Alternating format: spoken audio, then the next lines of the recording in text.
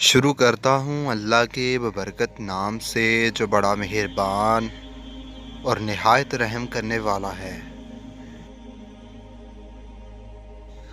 حضور صلی اللہ علیہ وآلہ وسلم نے صحابہ اکرام سے فرمایا، میں تمہیں ایک عجیب بات نہ سناؤں؟ انہوں نے عرض کی، آقا ضرور کرم فرمائیں۔ حضور نے فرمایا کہ جب فرشتے میرے بیٹے کی ولادت پر مجھے مبارکباد دینے کے لیے آئے تو ان فرشتوں میں سے ایک ایسا بھی فرشتہ تھا کہ جس کے ہاتھ بھی نہیں تھے اور پیر بھی نہیں تھے اور اڑنے والے پر بھی نہیں تھے۔ فرشتے اس کو اپنے کندھوں پر اٹھا کر میرے پاس لائے تھے۔ وہ بھی میری زیارت کرنے اور میرے نواسے کو دیکھنے کے لیے آیا تھا۔ جب میں نے اسے دیکھا تو میں نے اس سے پوچھا کہ تم نے یہ کیا حالت بنا رکھی ہے؟ تیرے ہاتھ نہیں اور پاؤں بھی نہیں۔ اس نے عرض کی، یا رسول اللہ صلی اللہ علیہ وآلہ وسلم، میری کسی زمانے میں بڑی شان ہوا کرتی تھی، مجھے اللہ نے بڑا مقام اور بڑی عزت عطا فرمائی تھی۔ میں ان فرشتوں میں شامل تھا جن کو اللہ کا خاص قرب حاصل ہے، جن کو ملائکۃ المقربین کہا جاتا ہے۔ حضور نے فرمایا، اتنا قرب اور اتنی عزت تو یہ زوال کیسے؟ اس نے عرض کی کہ ایک دن میں 7ویں آسمان پر سے آ رہا تھا کہ اچانک آسمان کا دروازہ کھلا۔ میں نے دروازے میں سے جھانک کر دیکھا تو میں نے 7ویں آسمان سے کھڑے کھڑے زمین کو دیکھ لیا۔ جب میں نے زمین کو دیکھا تو مجھے ایک انسان نظر آیا جس کے ہاتھ بھی نہیں پیر بھی نہیں تھے۔ میں نے دل میں سوچا کہ ایسی زندگی کا کیا فائدہ جس میں انسان کے ہاتھ بھی نہ ہوں اور پیر بھی نہ ہوں۔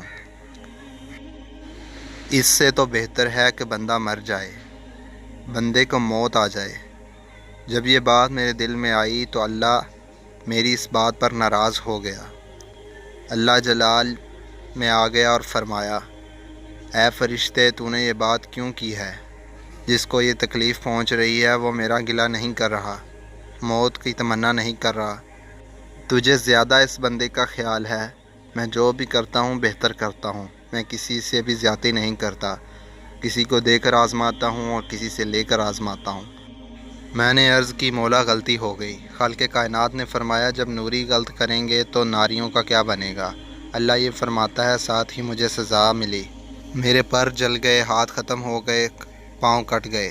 اللہ نے مجھے اس وقت الٹا منہ فلاں جزیرے میں زمین پر گرا دیا۔ میں بلند تھا مگر افسوس پستی پر آ گیا ہوں، میں آسمانوں پر تھا، افسوس زمین پر آ گیا ہوں۔ حضور نے فرمایا، تجھے کتنا عرصہ ہو گیا ہے زمین پر آئے ہوئے؟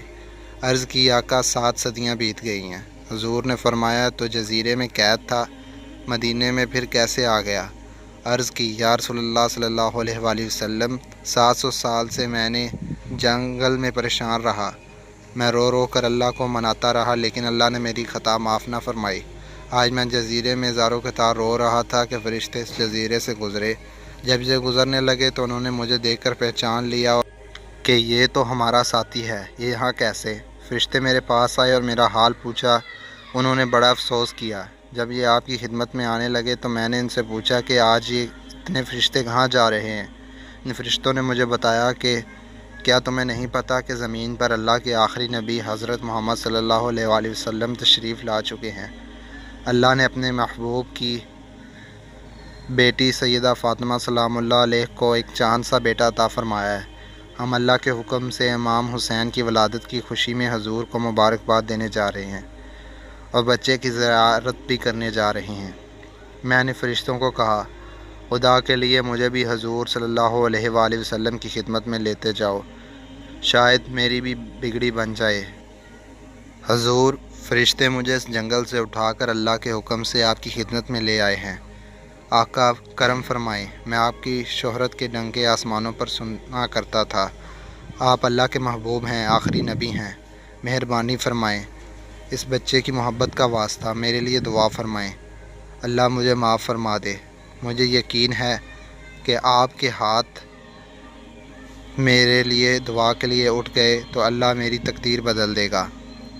حضور فرماتے ہیں، میں نے اس فرشتے کی بات سن کر اس کے لیے دعا مانگی، اے خالق کائنات، مہربانی فرما، اس کی غلطی معاف فرما، اس کو پہلی جیسی صورت اور صحت عطا فرما اور پہلے والی عزت اور مقام عطا فرما۔ حضور نے ابھی مقدس ہاتھ اس فرشتے پر پھیرے ہی تھے کہ فرشتوں کے سردار حضرت جبرائیل حضور صلی اللہ علیہ وآلہ وسلم کی بارگاہ میں حاضر ہو گئے۔ درود و سلام کی نذرانہ پیش بعد عرض کی، حضور اللہ نے آپ کی دعا اس فرشتے کے حق میں قبول فرما لی، اللہ ابھی اس کو رحمت عطا فرمائے گا۔ پھر عرض کی، اللہ فرما رہے ہیں کہ شہزادہ حسین کے جسم سے جو چادر لگی ہوئی ہے وہ چادر اٹھا کر فرشتے کے جسم پر لگائیں۔